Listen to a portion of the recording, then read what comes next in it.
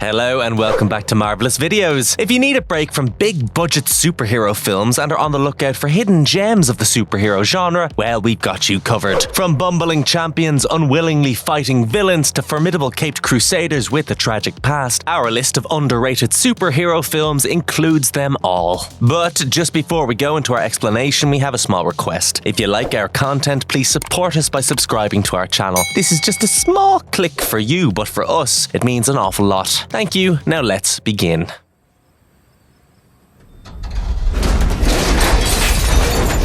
Chronicle 2012. To begin our list, we have the 2012 science fiction Chronicle, which documents the emergence of a superhero, his fantasy origin story, and the tragic rise and fall of an anti-hero with superhuman abilities. It's an offbeat superhero movie that is set in a rather realistic world. Chronicle incorporates all the necessary ingredients to make it a successful affair, which it was, with the film garnering over 10 times its budget and receiving much critical acclaim. Add to that brilliant performances by the likes of Alex Russell as Matt, Michael B. Jordan as Steve, and Dane DeHaan as Andrew, who make up the protagonist trio. Punctuated by snippets of stock footage, Chronicle is set in Seattle, where high school goers Matt, Steve, and Andrew chase upon a mysterious hole in the ground and enter the crater on an inquisitive spree. Exposed to a strange crystalline object inside the crater, the three friends experience agony and nosebleeds, only to realize that they have gained unique telekinetic powers. Camera footage shows Matt, Andrew, and Steve can now move objects with their minds, but they get exhausted when are overusing their new abilities, resulting in nosebleeds. Returning to the mysterious hole in the ground, Matt and his friends discover that it's been sealed off by the police, thus leaving them at the mercy of their newfound abilities. The trio begins enjoying their telekinetic powers, but what begins as harmless fun takes a disastrous turn, with Andrew going berserk with his powers. The foundation for Andrew's villainous turn was laid out with his tragic backstory. At home, Andrew deals with an abusive father and a dying mother, while at school he's ostracized and bullied. Further humiliated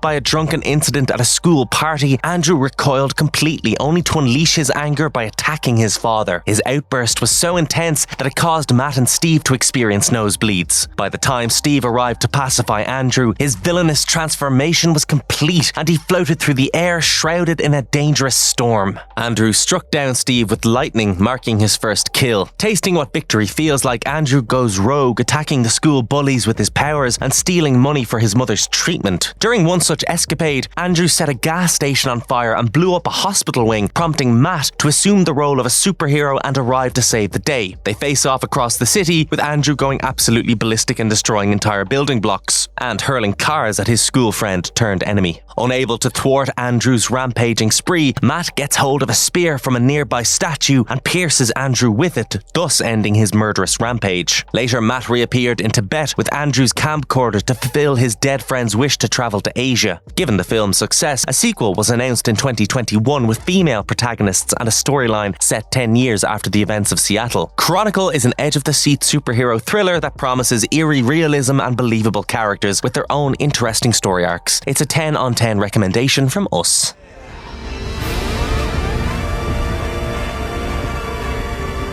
Super 2010. Next up, we have a gem of a black comedy, 2010's Super. The film centers around self-made superhero named Frank Darbo, played by Rainn Wilson, and sheds light on what the Office's Dwight Schrute could have done outside of work. Just kidding. Anyway, this over-enthusiastic superhero is devoid of any superhuman powers and has the hilarious war cry, "Shut up, crime!" Despite a low budget, Super turned out to be James Gunn's least successful movie, but this hidden gem ensures that the viewers are bound to have a good time. Frank was not a superhero when the film began. He was just a guy next door whose only good memory in life was getting married to his wife Sarah. When Sarah is charmed by a charismatic club owner, Jacques, who gets her addicted to drugs, she leaves Frank, pushing him into depression. During one of his mentally unstable episodes, Frank experiences a vision from God, selecting him for special missions, and he also imagines meeting the superhero Holy Avenger from a TV show. Returning to his senses, Frank deduces that God has chosen him to be a superhero who fights crime and vows to bring back his wife from the clutches of the drug lord. For his superhero startup kit, Frank ventures into a comic book store for inspiration and deliberates over prospective weapons and costumes before hilariously zeroing in on a pipe wrench. He puts together a shoddy costume in red with an emoticon emblem as his masked persona on his chest and calls himself the Crimson Bolt. Operating with the motto, "Don't steal, don't deal drugs, don't molest kids," the Crimson Bolt comes under the media glare, simultaneously getting criticized for his psychopathic behavior and hailed for the criminal background of his victims. Basking in his newfound superhero glory, when Frank attempts to retrieve Sarah from Jacques' hangout, he's shot by the goons, following which he seeks help from the comic book store clerk. Ellen Page plays the overly enthusiastic Libby, who is enamored by Frank's superhero persona and convinces Frank to let her become his sidekick. Libby, who proves to be even more frenzied than Frank, dons a yellow and green costume of poor make and calls herself Bolty. This enthusiastic cutlet of a deranged superheroine almost killed a man for vandalizing a car and thus was deemed unfit to be Frank's assistant. However, she salvaged her position by saving Frank's life and joining the Crimson Bolt in infiltrating Jack's ranch. When Libby is shot dead by goons and instigated, Frank unleashes pure hell upon Jack and his army, finally killing the drug lord as Sarah watches on. After Frank and Sarah return home, she leaves him to remarry and have 3 kids. Frank's wall of happy memories is now filled with memories of Libby and pictures of Sarah's kids who call him Frank Uncle. With its brilliant cast, dark humour and deliberately ridiculous action scenes, Super may be a quirky superhero film, but one that definitely demands your attention.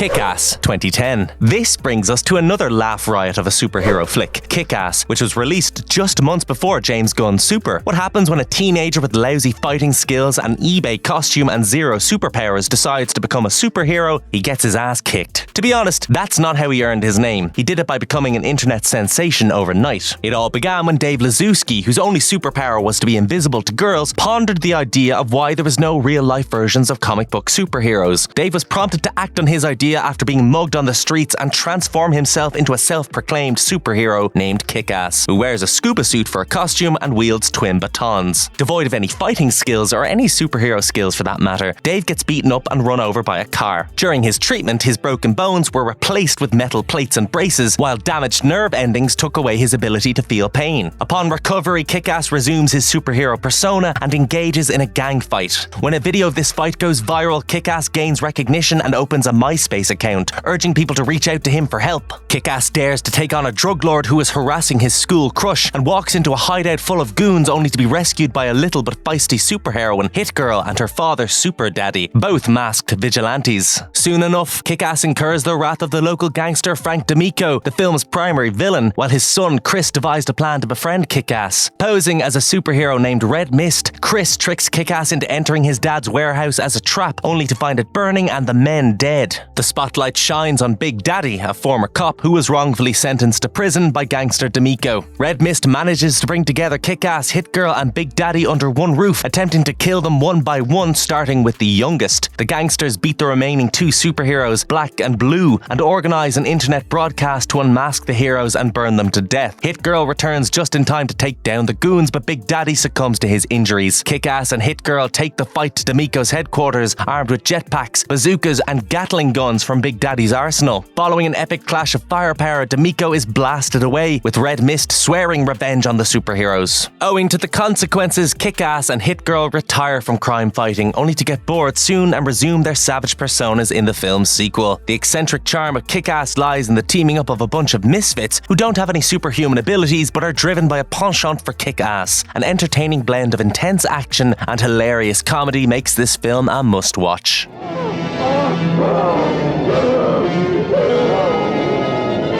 The Toxic Avenger, 1984. Now it's time to meet the Toxic Avenger, the first superhero to be born out of nuclear waste. The 1984 movie The Toxic Avenger tapped into the nuclear panic of the era and in doing so, created a blend of superhero elements and gory horror. The Toxic Avenger was instantly loved as a classic case of a weakling turned superhero, but with a grotesque twist. Released by Trauma Entertainment, the gore and splatter in the film weren't surprising, as the studio was known for creating visually shocking B-movies. Melvin, a 98-pound janitor of a health club, finds himself bullied, harassed and tortured by the beefy bodybuilders in the fictional town of Traumaville. On the fateful day, the janitor is tricked into wearing a pink tutu and made to kiss a sheep, a humiliating act that forces him to jump out of a second-story window. Upon landing in a dump truck carrying nuclear waste, his skin began to sizzle and he was set ablaze. Running across town in his burning form, the janitor dunked himself into an apartment bathtub, perfectly timed for his nuclear elements to kick in. Melvin's arms and legs began to expand hand, transforming him into a monstrous form, but sadly the chemicals deformed his face completely, giving him the appearance of a hideous monster. Melvin's transformation was so repulsive that even his mother refused to accept him, forcing him to live in a scrapyard. Owing to his newly gained superhuman abilities, this Toxic Avenger can bend steel with his bare hands, crush bulky weightlifters, leap cars in a single jump, and smash villains with his fist. Melvin attacks the goons of the gangster Cigar Face and saves a visually impaired woman from a terrible fate, eventually becoming romantically involved with her. Operating as the superhero that obliterates drug lords and stands in the way of the flesh trade, the Toxic Avenger is celebrated as a hero across town. Meanwhile, Melvin returns to the health club to exact revenge on the 4 bullies who caused his horrific mutation. He burns up one bully in the sauna and cuts off another one's hair. The 2 others are finished off during a car chase when Melvin rips out the steering wheel and throws one of them out the window. However, Melvin's growing popularity as the town crime fighter worries the town mayor, who secretly heads Traumaville's extensive drug trade. He sends Cigarface to finish off the mutant Avenger and calls in the United States National Guard to kill this monstrous being once and for all. Melvin is spared when the townspeople step in, resulting in a grisly climax during which Melvin pulls out the mayor's guts. This 80s horror gem was somewhat of a gore fest, with a morbid humour and a monstrous superhero at the very centre of it, and thus comes highly recommended as your next B-movie. The Toxic Avenger also has several sequels, a cartoon series, and even a video game.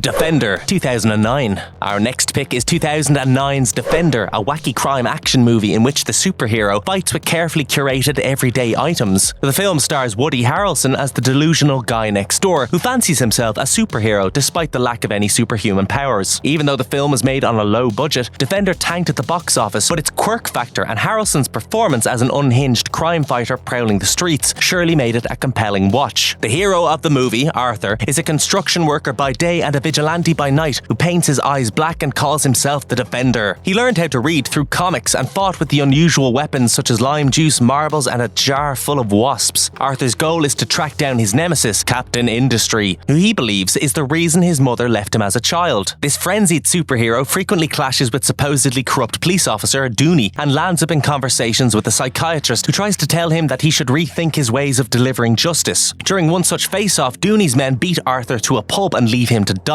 Arthur was nursed back to health by a manipulative sex worker, Angel, who initially extorted Arthur for his money but eventually began to care for him. Angel, who has sensitive information about Arthur's arch-nemesis, joins him in the hunt for Captain Industry, but Arthur is shot while spying on his enemy and subsequently faces a crime trial. Evaluating that he is mentally unstable, the court lets Arthur go on the condition that he does not resume his Defender persona. When Arthur's story was splashed onto the front pages of the newspapers, his attempts to fight crime become an inspirational story. Arthur is, however, forced to become Defender again when Angel is kidnapped by Dooney. Once Angel is rescued, she reveals she lied about the identity of Captain Industry, whom she had previously revealed to be a gangster named Christic. A flashback reveals that Arthur's grandfather said his mother was a victim of the captains of industry, and those words got instilled in Arthur's mind as Captain Industry. In his relentless pursuit of this villain who robbed him of his childhood, Arthur tracks down Christic and blames him for his mother's death. When Christic recognizes his mother, it is revealed that he is indeed the perpetrator Arthur was looking for. Following the revelation, Arthur dies from a severe gunshot, leading to Dooney and Christic being apprehended for their criminal activities. Defender's genius lies in Arthur's tragic background and his ascension as an inspiring superhero. This unique, gritty superhero movie deserves a pat on the back and a round of applause, as does Arthur's jar bomb containing angry wasps, which is surely iconic.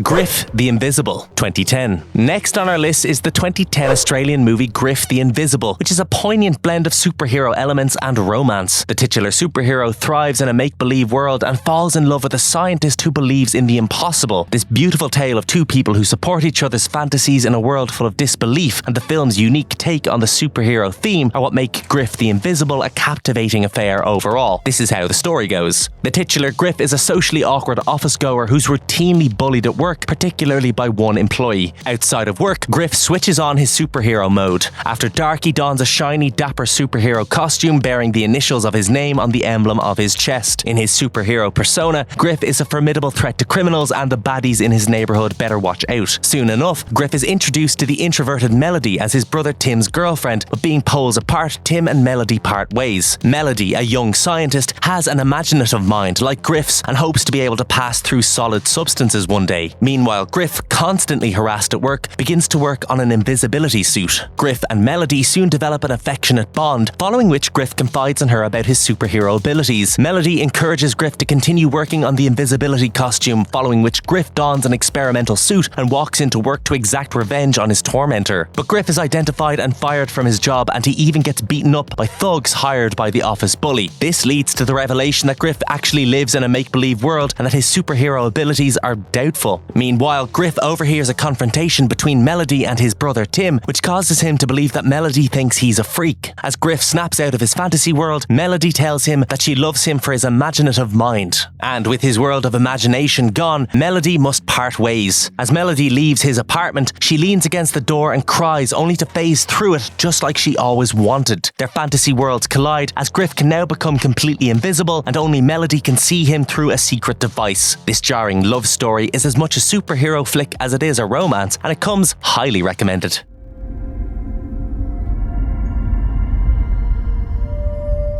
Special, 2006. Another superhero film that didn't get the attention it deserves is 2006's Special, which comes with a brilliant performance by Michael Rappaport and a simple yet mind-boggling story, quite literally. This indie film, created on a low budget, brings together genres such as science fiction, satire and psychological thriller with the superhero theme at its centre. The film's protagonist, comic book fan Les Franken, leads a miserable life and hates his job as a parking officer. When approached with the idea of signing up for a new antidepressant, Franken joins the study enthusiastically, but despite taking one pill a day for a long time and keeping a journal, he experiences no change until one final day he develops superpowers, or thinks he does. Reaching out to his doctor, Franken explains that he can float and even demonstrates the ability, but all Dr. Dobson sees is Franken wriggling on the ground. Realizing that Franken's behavior is a reaction to the drug, Dobson advises him to stop taking it, but a delusional Franken believes that Dobson is telepathically asking him to continue taking the meds. Enjoying his so-called superpowers, Franken quits his job and becomes a full-time vigilante, even hilariously offering his services to the police. Meanwhile, his reputation as a crime fighter is established when he tackles a gunman at a convenience store, which further accentuates his beliefs. When Dobson sends two representatives, Ted and Jonas, to convince Franken to stop taking the medicine, he sees them as threats to his superhero persona and engages in an imaginary clash involving time travel. He even meets his future self, who sports cool gadgets from the future. After consuming his remaining stash of pills, Franken enters a frenzied state and has an intense showdown with Jonas and Ted at his apartment, who are apparently there to kidnap him. Franken believes that he's made the antagonistic duo disappear with his superpowers, but somehow the invisible villains beat him to a pulp, humiliating him along the way. In a show of willpower, Franken beats Ted and Jonas and flees to the girl he likes. Realizing he is experiencing hallucinations, Franken requests her to lock him up in the restroom till the drug is drained out of his system. Upon waking up, Franken realizes he can no longer float, thus appearing to have overcome the effects of the drug. However, the line between reality and fantasy is blurred when Ted and Jonas launch an all-out attack on Franken. After a show of his superhero skills, Franken emerges victorious and walks away with renewed confidence. What makes this film stand out is that the audience mostly sees Franken believing what's happening, thus leaving the viewers to grapple with what's true and what's sheer imagination. Special is indeed a unique twist to the superhero theme and an absolute laugh riot, which must make your watch list.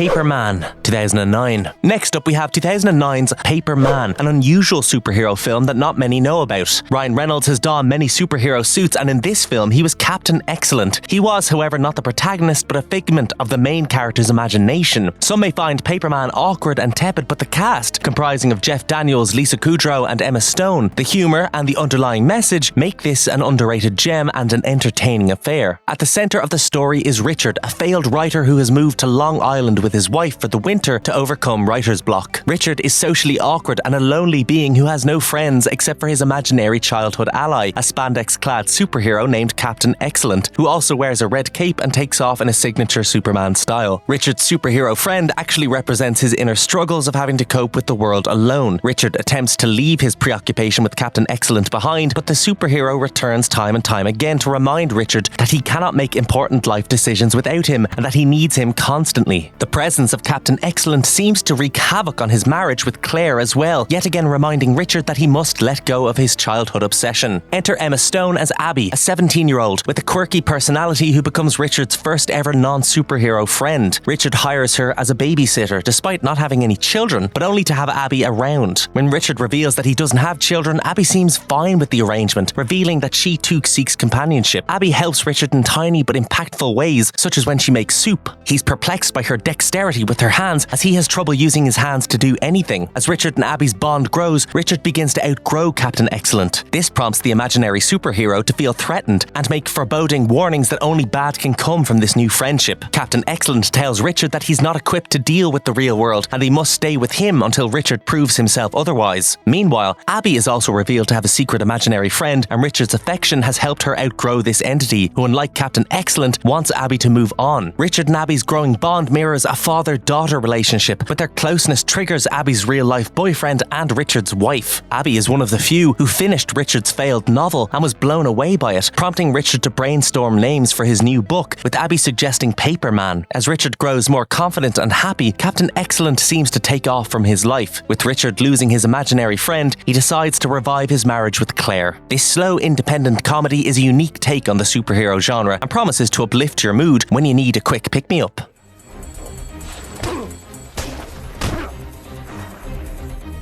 All Superheroes Must Die, 2011. Next on our list is 2011's All Superheroes Must Die, an indie film written, directed and produced by Jason Trust, who also stars as the main protagonist. The film centers on a bunch of superheroes who received their powers from a mysterious thing that fell from the sky and a creepy sadist villain. The film received negative reviews for poor production values and weak characterization, but given that it was made with a shoestring budget, that too within a short span of time, All Superheroes Must Die remains a hidden gem that may not rival the flavour of big-budget superhero movies, but holds its ground as a horror thriller. It's got the gore elements of Saw scattered through it. As the title might suggest, all superheroes must die according to the wishes of the villain named Rickshaw. He poisons and kidnaps 4 superheroes, Charge, Cutthroat, The Wall, and Shadow, and he dumps them in a small town where he's orchestrated a game. Communicating with the heroes through a television set, Rickshaw tells them the rules of this game. 100 innocent civilians have been strewn around the town, and they're rigged with life-threatening devices and await their gory fates. The superheroes must solve the puzzles around these killing devices to free the civilians in time, otherwise they'll be blown to smithereens. If they choose not to play, Rickshaw would blow up the entire town, so the heroes are not left with much of a choice. Oh, and Rickshaw has somehow managed to strip them of their superpowers, bringing the protagonists to the harrowing realization that their superpowers can't save everybody. Charge and Cutthroat are teamed up to save a bunch of civilians tied to explosives, but they must face one of Rickshaw's formidable henchmen in a death match. Despite their win against a sledge-wielding villain, Rickshaw causes the explosion, killing the innocents, thus proving that there really are no rules in his game. Rickshaw, with his eccentric whims and bloodthirst, kind of reminds one of the iconic Joker, who too has a penchant for life-threatening games. Meanwhile, The Wall and Shadow face off against a flame-throwing thug, with the former being stabbed and trapped civilians getting executed. In another treacherous round, Rickshaw compels Cutthroat to attack the superhero friends, but Cutthroat gets stabbed in the process. In the final round, Charge manages to track down Rickshaw and shoot him dead, but not before he can activate a time bomb that would reduce the town to rubble. The post-credits scene reveals that Cutthroat is still alive, hinting at a sequel. A second part was indeed made, and it was released on Jason Trost's YouTube channel. The man who developed superpowers has been unveiled by the British government, and his name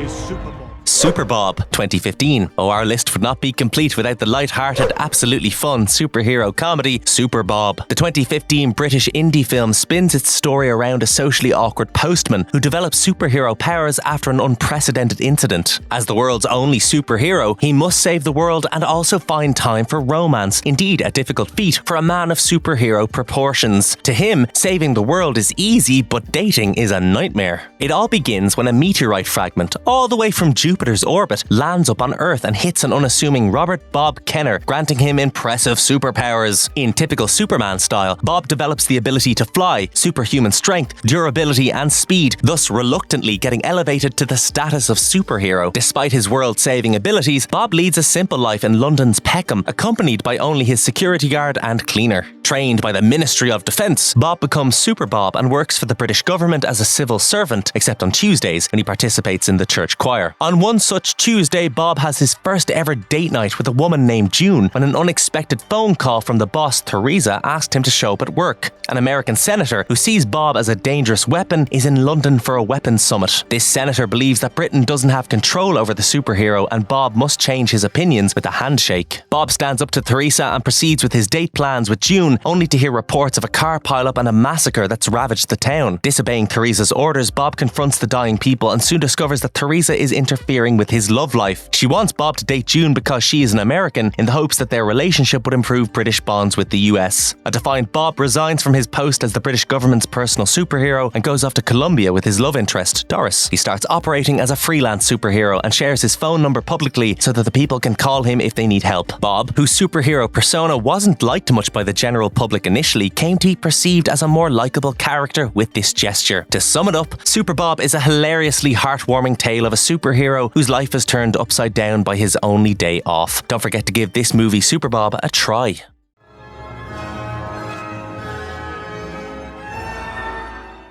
The Invisible Boy, 2014. Next up we have the 2014 Italian superhero gem, The Invisible Boy. This underrated flick is equally fun and suspenseful, and it's a great introduction to the world of supernatural foreign films. The Invisible Boy tracks the story of a 13-year-old boy who accidentally became a superhero following a Halloween party. In addition to the fresh spin on the superhero genre, The Invisible Boy includes several references to cult classic franchises like Superman, Batman, and even Harry Potter, which make it a fun watch. The titular protagonist is a shy schoolgirl named Mikhail, who rides a bike, keeps to himself and lives with his single mother, a local cop. Mikhail is constantly harassed by sadist bullies who shoot him with paint guns and beat him up in the school washroom. The only person who brightens Mikhail's day at school is his classmate Stella, who has a secret crush on him. When a fancy dress party is announced on Halloween, Mikhail intends to dress up as a superhero and join in, despite the bullies being there, just to get to hang out with Stella. Sadly, the €50 that Mikhail has saved up for purchasing a superhero costume is taken by the bullies, prompting a heartbroken Mikhail to settle for a cheaper suit. The shopkeeper reveals that this suit belonged to a real-life superhero, a mysterious Chinese savior who had mystical powers. Meanwhile, at the party, when Mikhail is humiliated in front of Stella, he locks himself in the washroom. Escaping into the night in a fit of rage and grief, Mikhail hopes to disappear from the world and prays that the costume makes him invisible. And voila! The next morning, Mikhail wakes up to the shocking revelation that his wish has been granted. He can no longer see his reflection in the mirror and has become completely invisible. With his new power, Mikhail decides to exact revenge on the bullies, but is forced to switch up his superhero avatar when kids start disappearing from the town, including Stella. In a surprising turn of events, Mikhail is greeted by a visually impaired man who reveals himself to be his father. He's also the member of a secret organization which is all behind the kidnappings. This evil group is called the Specials and identifies Mikhail as one of them and attempts to recruit the boy superhero into their team. Having learned to control his invisibility by now, Mikhail rejects the job offer and he frees the hostages, eventually learning that his mother is the mastermind behind the organization. The film ended with Mikhail's disgruntled mother discovering Mikhail's long-lost twin sister and thus setting the stage for the sequel, which came out in 2018. The Invisible Boy is a sweet and thrilling superhero flick that offers a delightful twist to the genre and must be watched for the sheer fun.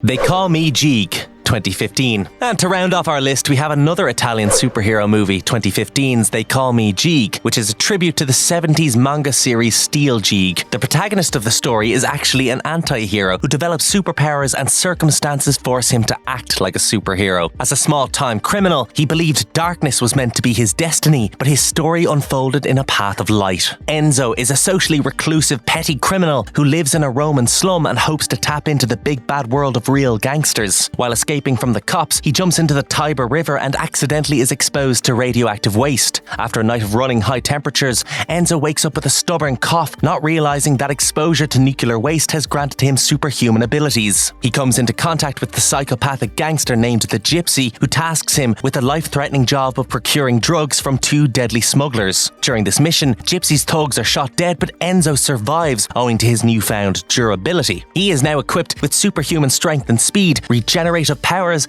and enhanced healing abilities, making him almost invincible to firepower. The title's reference to the Japanese series Steel Jeeg is made apparent when Enzo meets the character Alessia. Living in a delusional world, Alessia is addicted to watching the Steel Jeeg anime and comes to believe that Enzo is the titular hero of said anime. She thinks Enzo is the sword-wielding Hiroshi Shiba, who transforms into Steel Jeeg. Meanwhile, Enzo embarks on a bunch of criminal escapades during which he brings home an entire ATM machine. The surveillance footage results in Endo being dubbed a supervillain. Subsequently, he incurs the wrath of the Gypsy, who too wants to be famous for his gangster deeds. When Enzo, in his superhero/criminal persona, robs a truck that Gypsy and his men are about to assault, he becomes more popular as a baddie. Discovering Enzo's identity, Gypsy kidnaps Alicia and coaxes Enzo into revealing the secret behind his superpowers. As Enzo leads them to the banks of the Tiber River, another supervillain, Nunzia, intervenes, killing Alicia and shooting Gypsy multiple times, who topples into the river. Gypsy survives, but he's transformed into a scarred and charred supervillain with powers like Enzo, who threatens to bomb a stadium. Witnessing this formidable threat, Enzo switches on his superpower persona and confronts the freshly mutated Gypsy. Enzo grabs the bomb and jumps into the Tiber with Gypsy. While the latter is killed in the explosion, Enzo survives. Standing atop the Colosseum, Enzo vows to honor Alicia's last wish of using his superpowers for good. Determined to protect the world from baddies, he puts on the Jeeg mask Alicia knitted for him. An unconventional superhero and the irony of his transformation make this Italian film a true gem of the superhero genre.